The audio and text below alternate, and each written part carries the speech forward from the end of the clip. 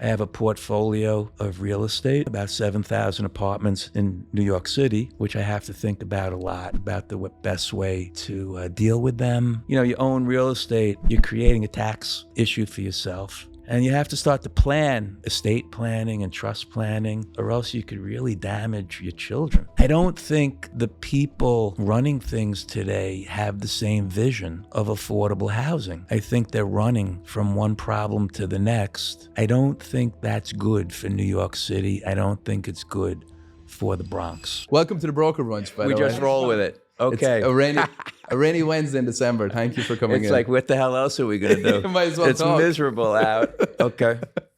But yeah, Peter Fine, it's a pleasure. I know you and Mitch have had the pleasure of doing a lot of business, and that's great to see, and we're very appreciative of it. Mitch is knee deep in the Bronx. Is that what kind of attracted you to Mitch, other than his incessant calling? Was it? Well, you know, he's a Brit. So automatically you assume he's a little more intelligent than your run-of-the-mill broker. Because of the accent? Exactly. Yeah. It's very, very, and in his case, it's probably true. He's a thoughtful person and honest. And what he doesn't know, he doesn't know. You know what I mean? So no bullshit. And I like Mitch. You know, we sold a few pieces of land through you guys, and he really created a nice market. I was actually pleasantly surprised. Pleasantly surprised. Good broker. So I'm all for endorsing you guys. Yeah, I got to imagine that Mitch, along with a lot of other brokers, call you, try to get your attention, right? And so having an accent gets you in the door, but then you have to follow up with your actions, right, to reinforce that you're worthy. Well, Mitch is like a slow train coming. Like he's not that pushy, and I really don't know how we. But I trust the guy. I don't trust easily, and I trust him, and I trust him to say, you know, if someone could tell you what they can't do, it's not just business. I think it's life. That's a pretty good quality. You know what I mean? And then, you know, you could just deal with that. Yeah. But, you know, when people are like all things to all people, and it's tough to deal with that. So I appreciate Mitch. I didn't interact with you too much. No, I was on the sidelines a lot. Yeah. He was cheering But I don't know if like you were in the office and but you were aware of the transactions. I was very much aware, but it seemed like you two were working so. Yeah, you don't want to get in the middle of that. You know, when people are really flowing, like sometimes you can come in and try and add value just for the sake of justifying your existence, or you can just let the two guys be effective and move forward. You know, if the deal's going along well, don't ruin it by talking more than you have to. So I was lucky enough to bump into you on the street randomly, which doesn't happen too often in New York City. Yeah, so you know, you're someone that your reputation precedes you, and I mean that in a good way. We were even trying to do some research to go deeper on what to talk about here. And like, you're someone who doesn't even have a LinkedIn profile. I'm not on any public media at all. I kind of like to read, not Instagram posts. I like to read, and I like to think, which makes me probably a little out of tune with the instantaneousness of a lot of the way business is conducted today, and friendship and life also, I think, you know. But no, I don't have any social media profile, but I'll tell you whatever you want to know. Kind of an open book that way. I don't want to be exposed because as a real estate person, you kind of presumed guilty till proven innocent, it seems, in today's day and age. Does that make you like a more guarded person than you might naturally be? Some would say that. Funny. Am I? No, I would say I am appropriately skeptical. My girlfriend would probably say I was a little skeptical also for a few weeks, you know, before I let go and really, you know, gave her a chance and, you know, for us to bond. So it's not just business. It's like It seeps into every seems part. like all realms. Right. Well, you were born and raised in New York, right? So I was. I'm a dinosaur. I'm a dinosaur, I think, in many ways. I'm a product, I believe, of the New York City version of the American dream. I believe I am. I'm not sure if the American dream is the same today. But, I grew up in public housing. I went to public schools, all provided by New York City. My dad came here, not super educated, and was a cab driver for 40 years. And, the system in New York worked, for my family and for myself. Hannah, how does one go from that humble beginnings to, I think, 110 buildings, 12,000 apartments? That's a big number. Well, with difficulty, an appropriate measure of obsession, I would say. Appropriate, maybe inappropriate, depending on your point of view. Well, it's not just real estate, to get out of where I came from. I had to work on myself a lot first. You know what I mean? Yeah. So I pursued a PhD in sociology, which has nothing to do with business. Then I was a social worker for 5 years. Social work led me into consulting in the early 90s on supported housing programs and facilities.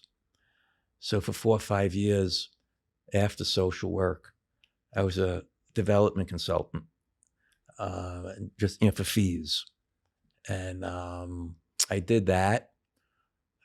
And I think I did about 10, 12 facilities, the same stuff we're doing today.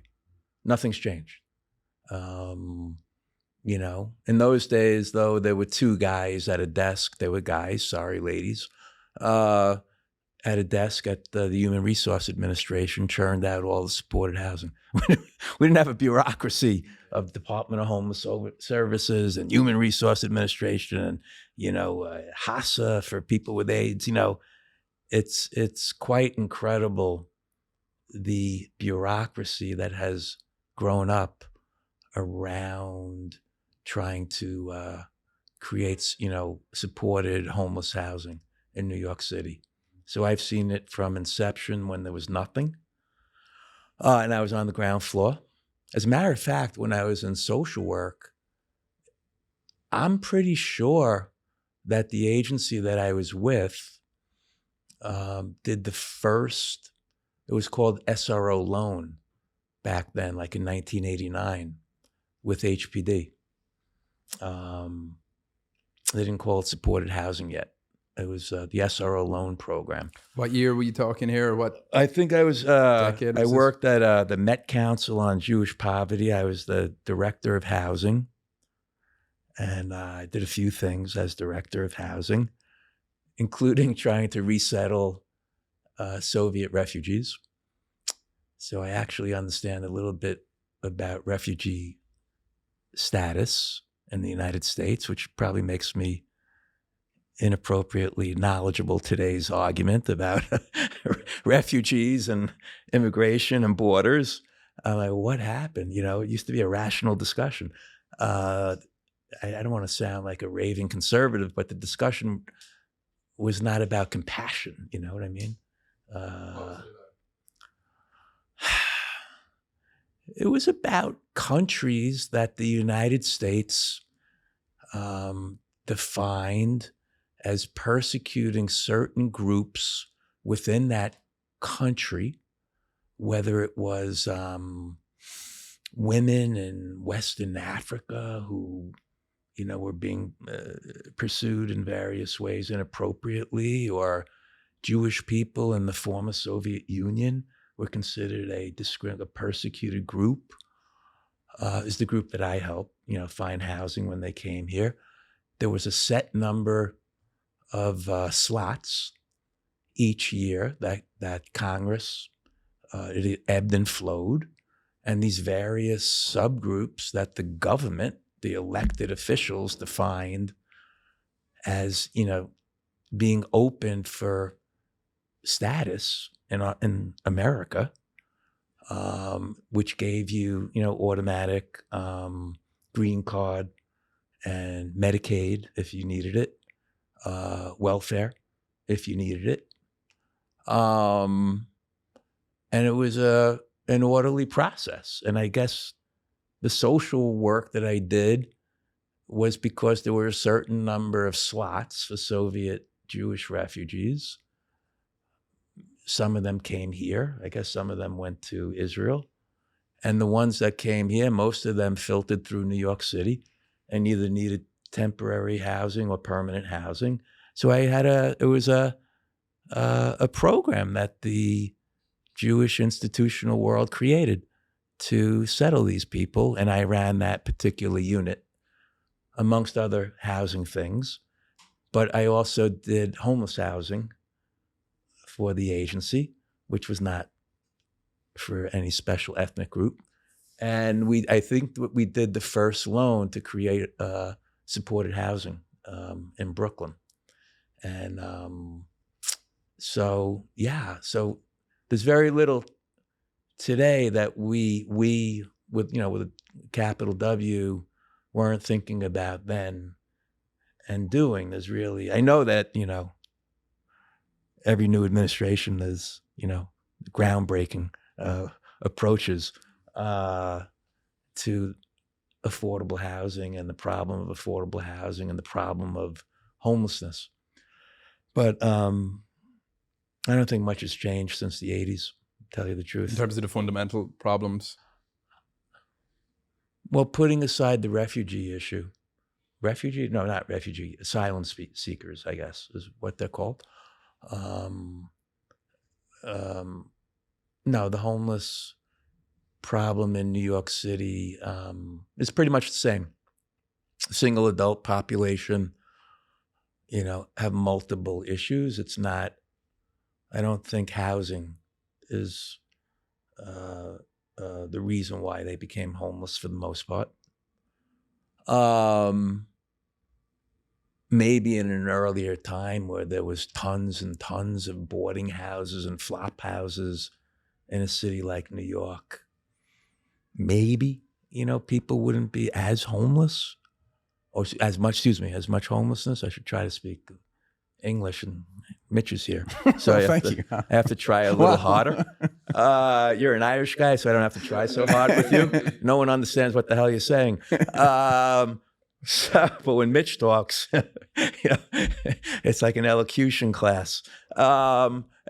Anyway, and the family population is more of an issue of poverty, I would say, and lack of affordable housing. And over the years, I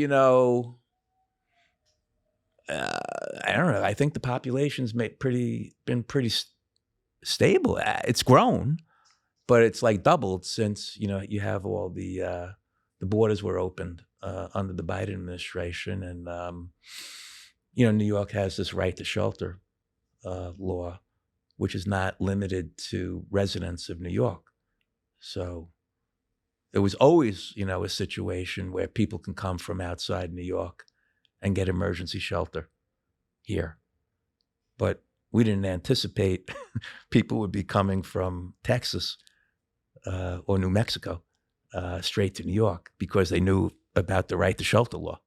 Thanks for listening to the Broker Brunch. We've now brought you a ton of episodes and we hope we're providing a lot of value. If you have any ideas of people you'd like to see on future episodes, please drop it in the comments so we can make it happen. Is that arguably good for business if you're in the support? If you're in that business, it certainly right? is. But because all of a sudden now there's such a demand for housing, and we've seen this, with people buying, the developers that are active right now. I think sure it spawned businesses. Sure. Business will always adapt to needs. whether the need is from a cash-paying population or a government-assisted population. But I shouldn't. I'm sounding. That's I'm actually a distinction. I was a social worker, dude. Well, I was going to so say, like, I'm not a conservative by nature. I was going to say, do you think your career may end up a full circle back in public service? Will I go back on public service? Peter Fine for mayor or president? When every time I lose money in real estate, I feel like I am in public service.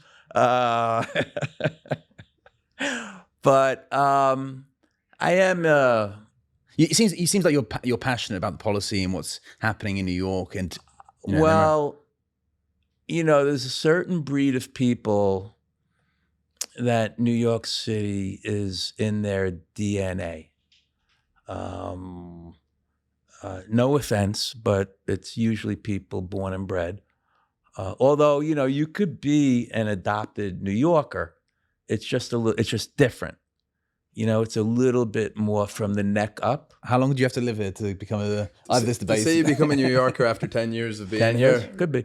But Peter, I think you're saying that there's a distinct subsect of groups, born and bred New Yorker versus maybe someone who is a blow-in or has come to live No, here. there are definitely people who migrate to New York who are suited for this city. It's generally in Manhattan, where one could pursue their ambitions in various fields, whether that's entertainment, real estate, what have you.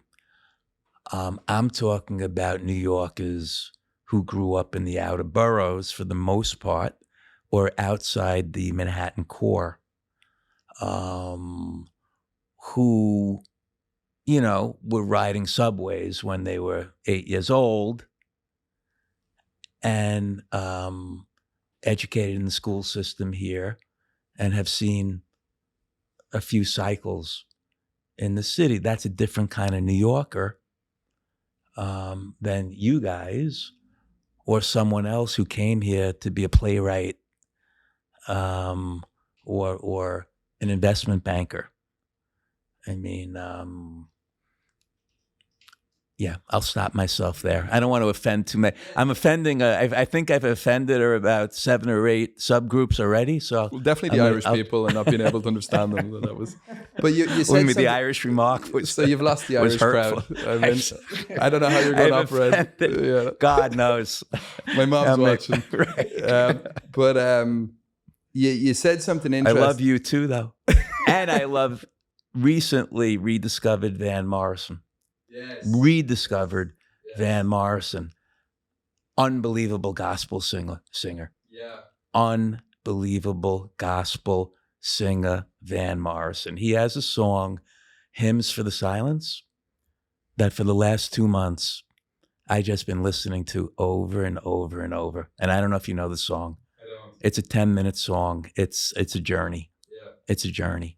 He's a fairly contrarian type of character. In Belfast, they were proud of him and they wanted to put a statue to pay homage to him, and they did it without his permission, and he made them take it down.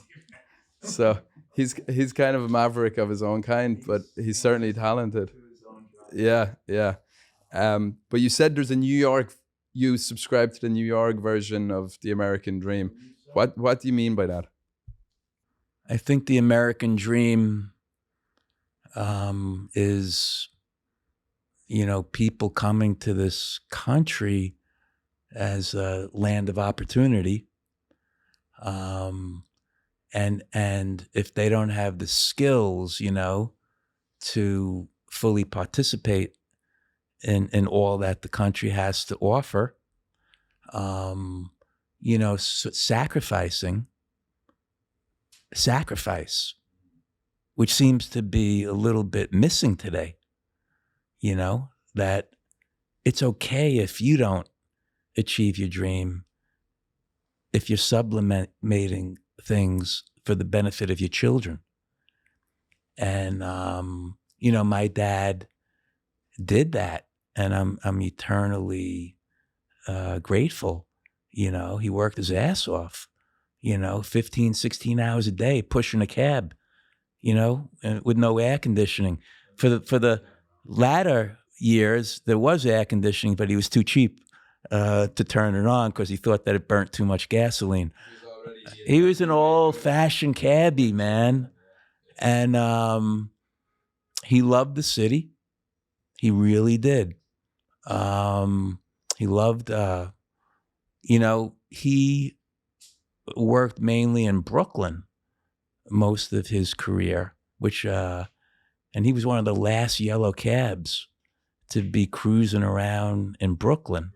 But he knew at a certain times you needed to be certain places. So if a certain area was a too-fast zone, like, I don't know which portions of Brooklyn, he would hang around the train stations, you know, and know that people would take the train from the city and grab a cab for like another $3, whatever it was in those days.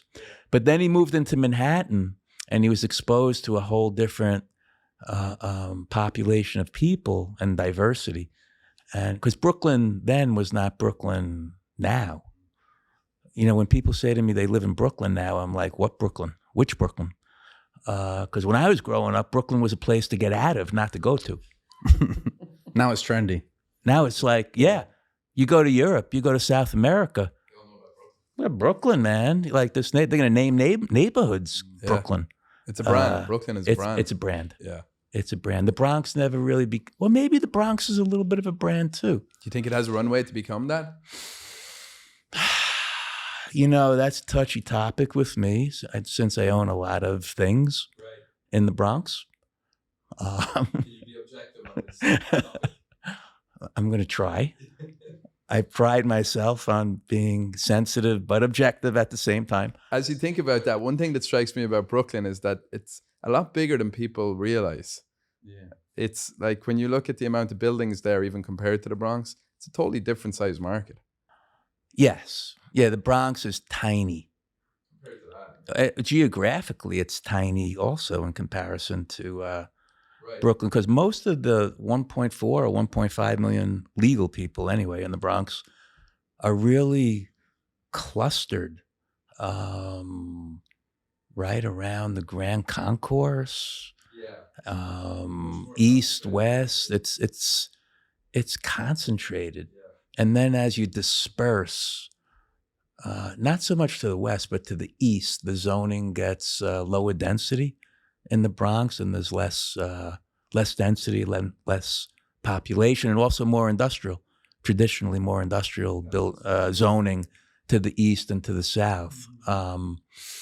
But back to Mitch's question, yeah, I am passionate about a lot of things, and not just about real estate. I am passionate about real estate because I really haven't found another medium in my life to create stuff, you know, and to invoke a vision. Do you feel like your creativity? A little bit writing, but do you feel like your creativity has obviously contributed towards your success in real estate development?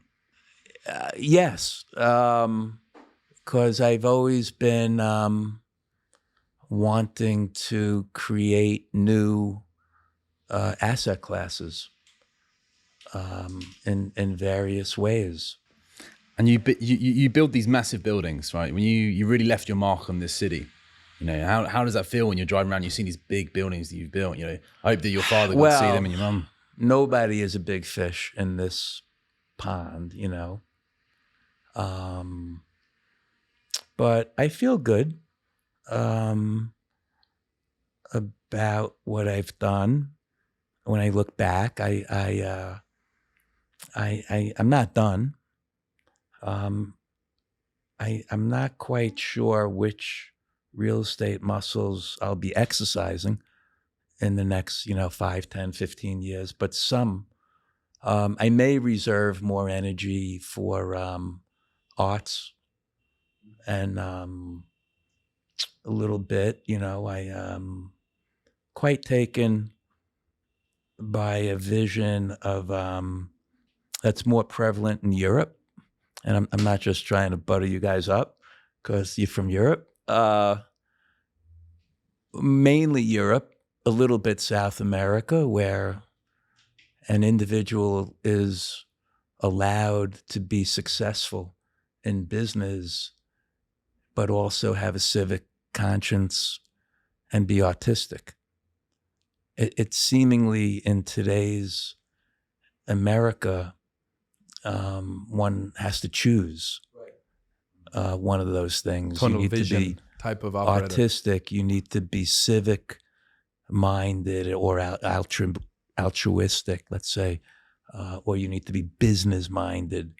And that's a very stultifying environment, which I wish didn't exist, but it seems to be more and more. I think it has something to do with the nature of public dialogue today. It's so clipped, it's so instantaneous that no one takes the time to actually listen to anybody else. I mean, look at presidential debates. It's insane, right?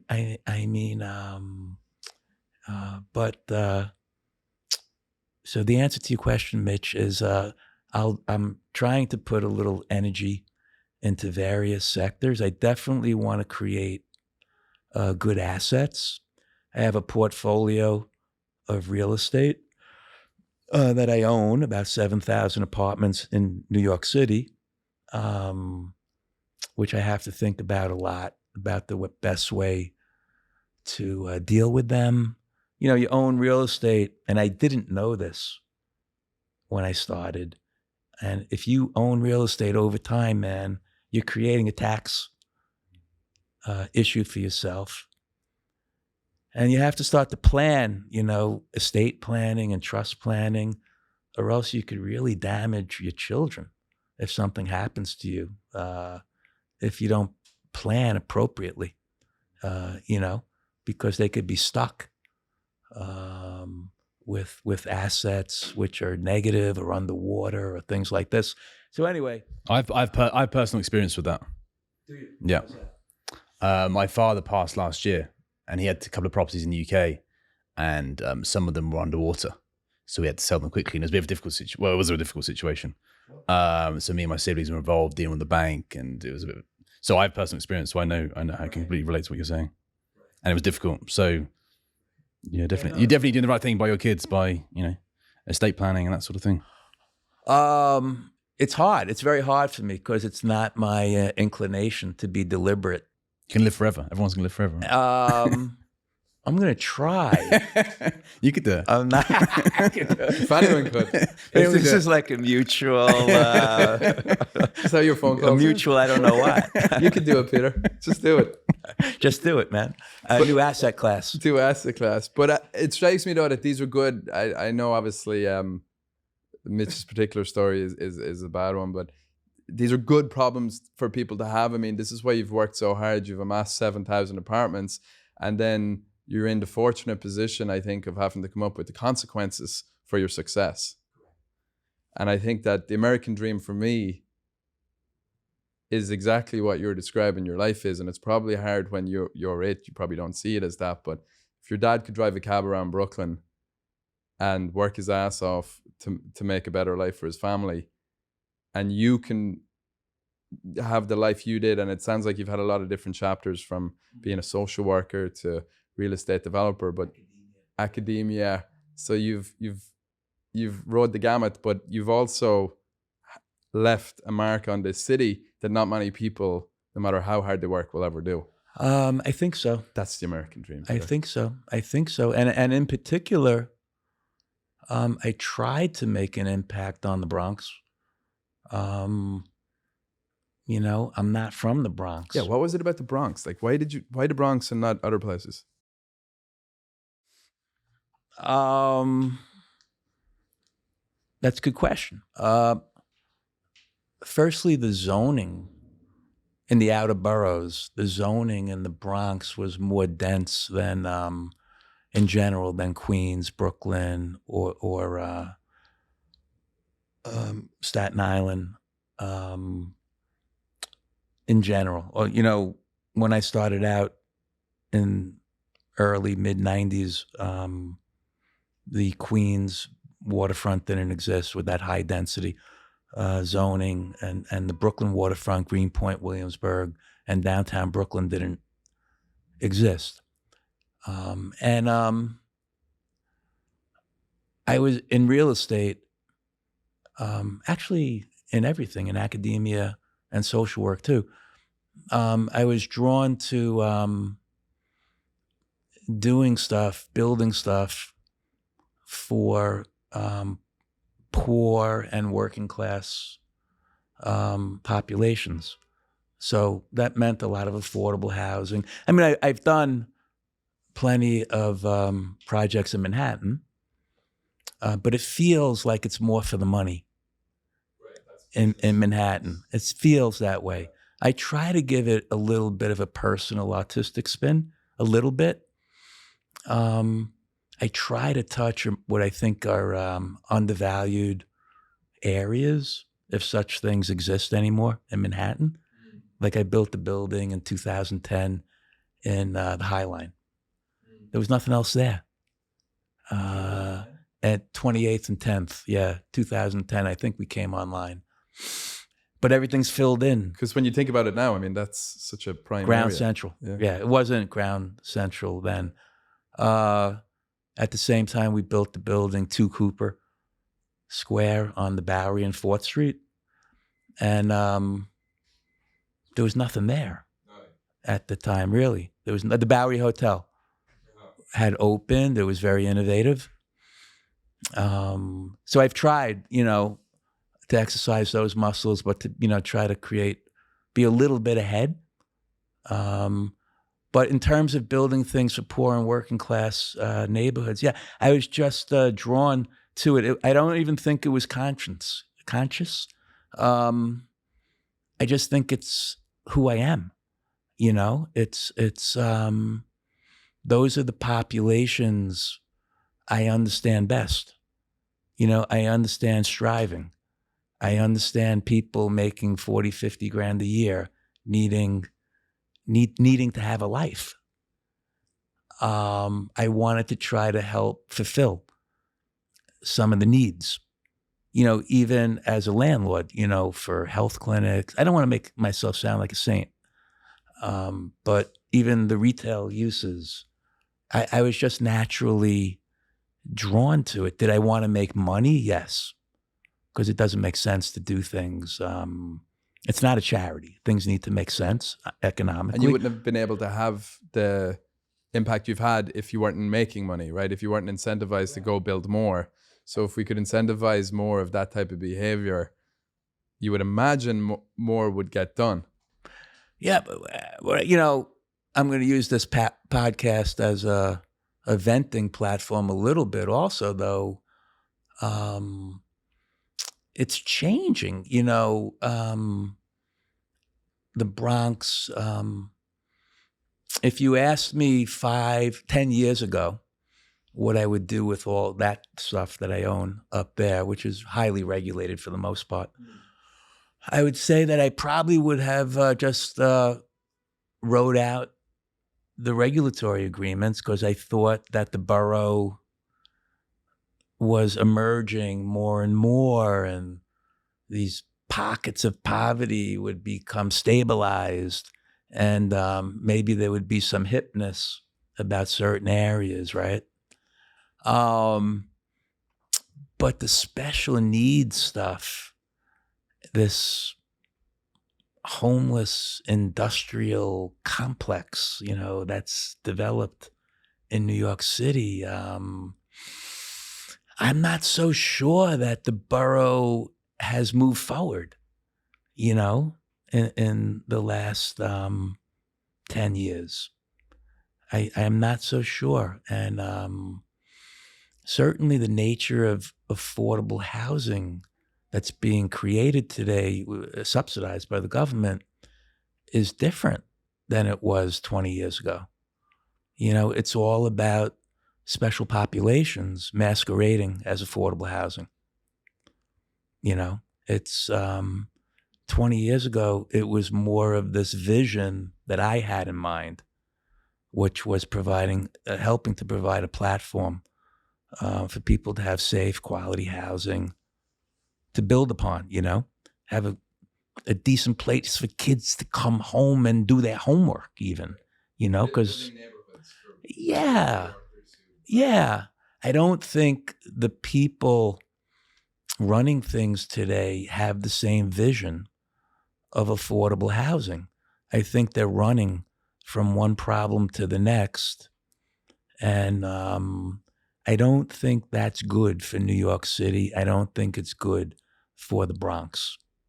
I think that supported housing for people coming out of shelters who often need intensive services should be dedicated to that. And working class housing or housing for working poor should be that. Because often the people who have special needs and come in, they shouldn't mix in the same buildings. So you saying it's all getting lumped in now under one umbrella and it should actually be divided? 100%. So right now the way it operates is you could have people with very different needs, very different situations, and they're all being given kind of a blanket. All in the same building.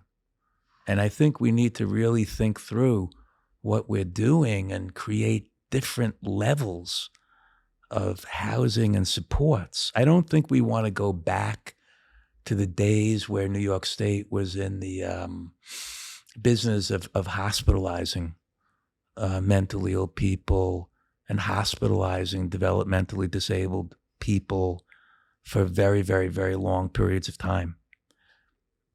There's something to be said about having community facilities, but you need the appropriate services. And you can't mix these populations. And I won't tell you war stories, but it should be thought through a little bit more carefully. My sense is that it's easier to cite housing, which is going to house a lot of special populations, by calling it affordable housing, quite frankly. So stop me before I. So where is opportunity? Offend many people. Where do you think opportunity is? Like you spent some time down in Miami. I was just there last week. That place is booming. I think there's a lot of opportunity, man. Yeah. Are you looking? I have a business down there. I have a construction business. We're mainly doing very high-end single-family homes. Yep. That market's absolutely taken off there, right? It's still, it's limited. Depending on what strata you're building for.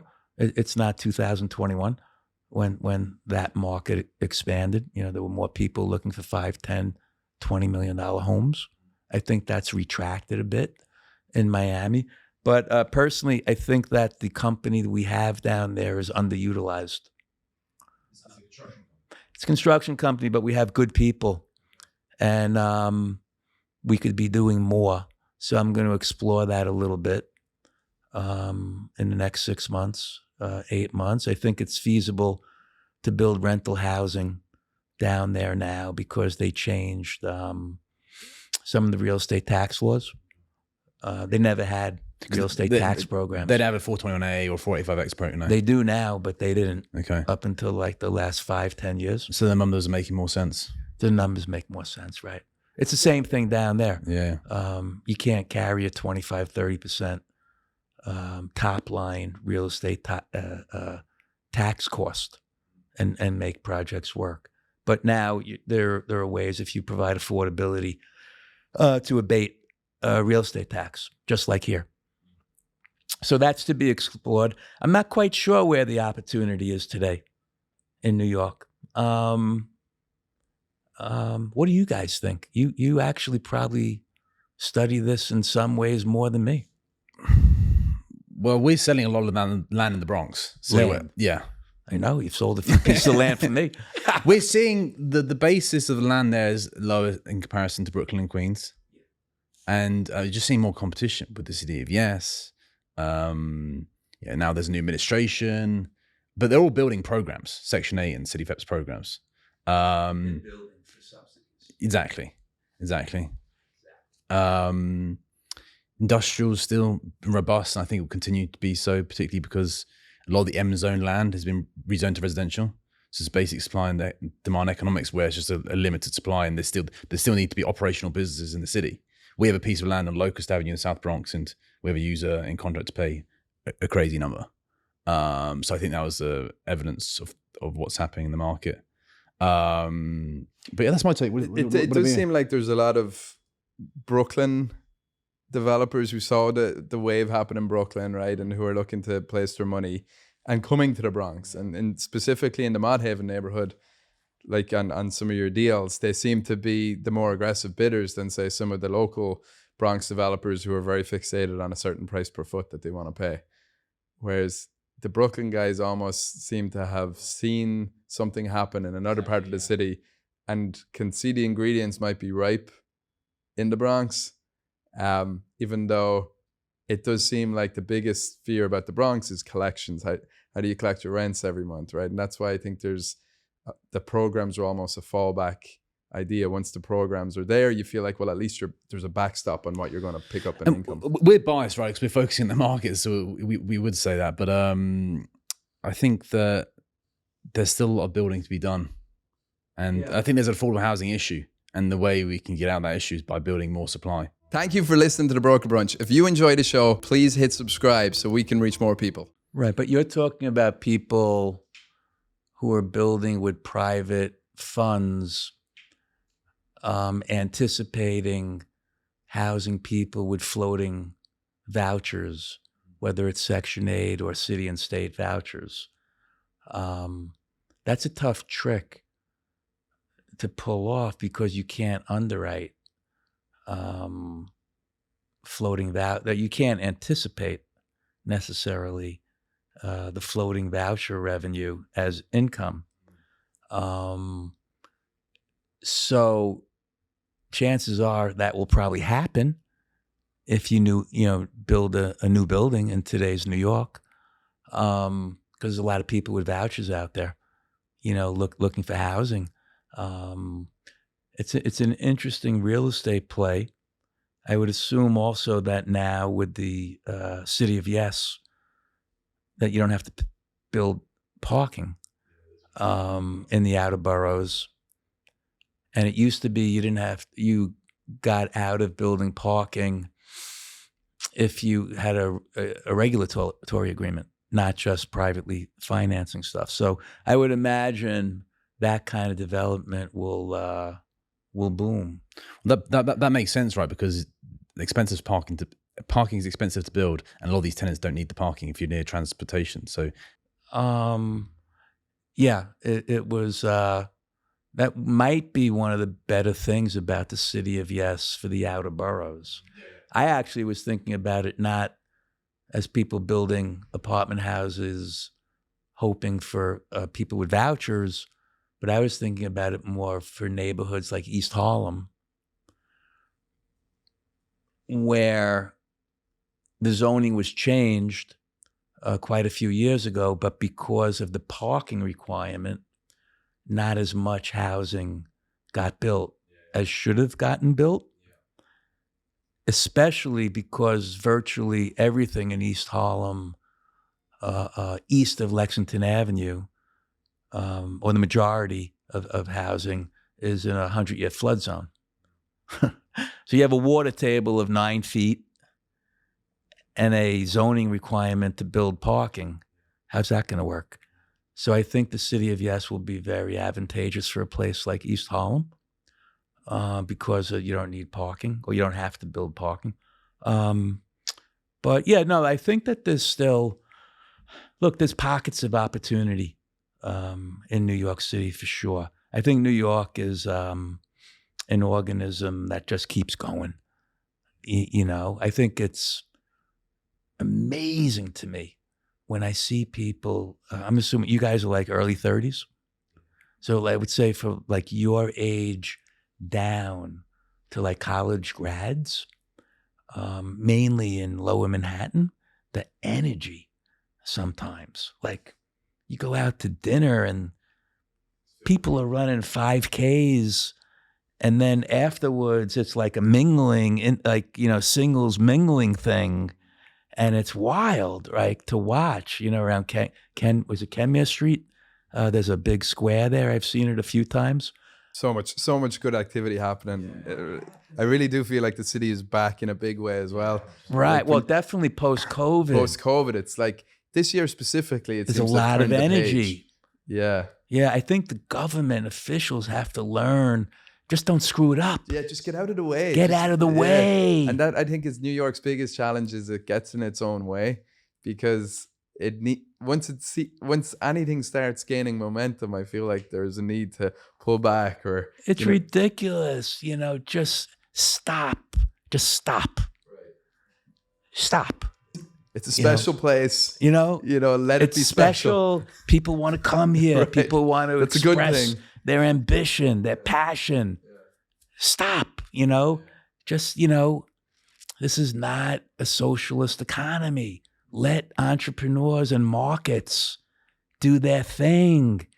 People will find ways to create things. Right. Don't get in the way, and don't make it so hard for people to open businesses, or to build something. You need a PhD to get a TCO on a building today. Look at your example. You're building apartments, you're building supportive housing, you're building charter schools. And now all of a sudden, because it's so hard, and I'm not saying that's the only reason, but just even listen to your story. Now you're doing high-end projects in Miami because it's a lot easier. It's a lot easier, but that's not what the world needs you doing, right? The world needs I'm the type of guy that should be here. That I believe that's true. I'm a little bit of a fish out of water outside New York City. I mean, I went to 3 different colleges. One of them was Arizona State, because I just wanted to get the heck out of New York, because I was so locked in here as a kid. And I was a fish out of water, out there. I mean, I loved it. Big, healthy, a lot of pretty ladies out there. It's like, hey, you ain't from around my way. But I was a fish out of water, I'm a fish out of water anytime I'm away from New York for more than about a week, tops. I start to get itchy, You're right. But I think we're in a phase where government thinks that government could do it better than markets. As a matter of fact, I would go so far to say that the majority of elected officials today in New York City, New York State, and for that matter, most of the Democratic Party, and I'm a dyed-in-the-wool Democrat, don't get me wrong, don't trust markets to create things. Now, people need to be regulated, don't get me wrong, but markets could do things better than government bureaucrats. Visit Cuba, right? Fidel loved historic restoration. He had a whole department in Cuba devoted. He had people who could work, wrought iron fences to replicate colonial architecture, what I'm saying, from the 19th century. But how much did Fidel really renovate, right? in central Havana? But if there was markets and a free flow, how much more, could there be? Or you go to Cuba, and now it's been quite a few years, but I don't think anything's changed. And the best housing, which just happens to be occupied by government officials and generals in the army, was all built in the 50s. What's that? So markets, that's what's special. Entrepreneurship. Benjamin Franklin, man. Let markets create things. You guys are talking about a market like, guys or gals, excuse me, building housing in the Bronx and assuming that they're going to get people with floating vouchers and get whatever rent enhancement they're going to get versus what the market could pay. That's people reacting to a need. That's the way a market works. And it's trickling down to you guys, brokering the sale of land for the price that could fit in to the cost structure to make it work. That's the way it works. And by the way, if there weren't so many vouchers out there, then people wouldn't react and build that kind of housing. But you have to let, government has to just stimulate, markets, create incentive, the proper incentives, and get out of the way. Get out of the way. But I don't think it's going to happen, unfortunately, because it's going to take a big effort at this point to change that ship in New York. It could be done, but it's going to take a big effort. Okay. Ask me about something happy, like let's end on a high here. The Mets signing Soto, or the Knicks. Took 700 You're a Knicks fan, right? You're a Knicks. I'm a huge NBA basketball guy. Yeah. Yeah, so you had a good run. We kind of lose our way here pretty quickly if we go into basketball territory. But, no. You guys confuse a basketball with a soccer ball. Yeah, we try to kick it. You try to kick it. You don't get it. Right. Good at it. Yeah. You're like when Steve Nash used to play basketball. Every once in a while, he would juggle the ball on his foot. Because he was a soccer player also. By the way, Nash is that guy. I'm convinced that the same skills that go into being a great passer in what you guys would say football or whatever, same skills that go into being a great passer in basketball. Very similar, which is why I think timing basketball, and seeing, after soccer is becoming the world game, because people could identify with it pretty easily. Yeah, it's easy to understand. It's only all you need is a ball and a hoop. Right? You need a ball and a hoop. Yeah. That's easy. That's why it's also a New York game.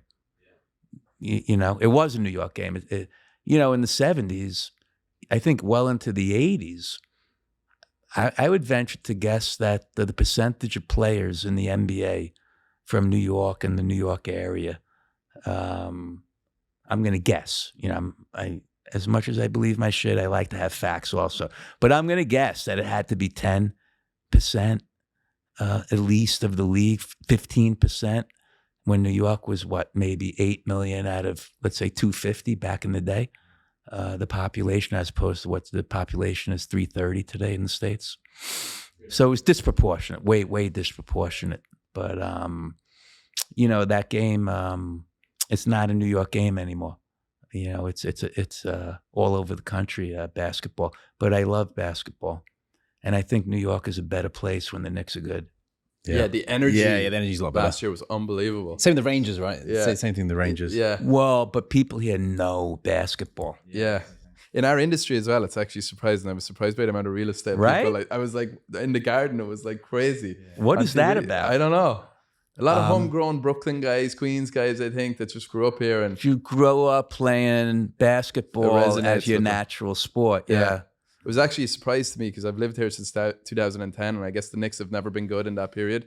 So I was didn't realize how many people were actually into basketball until they had this most recent run, and it was a very binding experience for the city, I feel like, because everyone can agree on that, right? And it goes to show, we talk about policy and housing, how to figure out these things, and then something like that, you just see we're all the same. It's common. It's beautiful. It's beautiful. I think that's the best thing about sport. Yeah, it definitely unifies people. Unless you're European and into the hooligan never thing. Fit in. Yeah, you can't bring us to a bar. Yeah, on a what is Saturday. that about? I mean, come on, guys. I'll blame all of Britain's problems on you, but you're Irish, so I can't blame it on you. You're lumping me in the same way. You're saying don't lump supportive housing, and you're just lumping me in with the Brits. But no, I'm always going to have a footprint in New York. What about another passion of yours? Theatre. Your first play, won a Tony Award in the Heights? I'm curious to know your... I try to keep my finger in theater, especially musicals. I'm really more attracted to musicals than I am theater. But I shouldn't say that. I've actually done. I did a one man play by John Leguizamo. I did a drama called Irena's Vow, which didn't last very long. So it's not just musicals, but I'm actually more of a movie person than a theater person. Storytelling. But I like, I like stories set in reality. You know, I'm a sucker for like New York genre. You know, Scorsese, Spike Lee. What's your favorite movie? Woo! You can't ask me that question. You could ask me top 5. Top 5. Then I like Godfather 2 better than Godfather 1. I definitely think On the Waterfront has to be up there. It's just it was a game changer. When you think about the people involved in On the Waterfront, Leonard Bernstein wrote the score of On the Waterfront. You know, I believe Bud Schulberg wrote the screenplay. You know, Brando was Brando. Lee J. Cobb, Rod Steiger played Brando's brother. What else do I like a lot? You know what? I'm going to go also with Do the Right Thing, Spike Lee's thing about Bed-Stuy in the 80s. We have 2 more spots. You have 2 Larry more. Bird and Magic Johnson. Top 5. Nice, good stuff. Well, you are one of the most interesting real estate folks I've ever spoken to. I feel like, you know, you've been an enigma and someone that I just hear about through Mitch, but it's been a pleasure to Thank you. To talk to you. Thank you. I'm sorry I couldn't stay on a straight line more. No. I think that's the beauty of what made you, and that's why you are. Yeah, who you're you probably are. right about that. So keep going, keep zigzagging. Zigzagging like juke and jive. Yeah. Thanks for coming on and sharing your Guys, it thoughts. was a Thank pleasure. you. Thank I you. enjoyed it. Thank Thank you. you.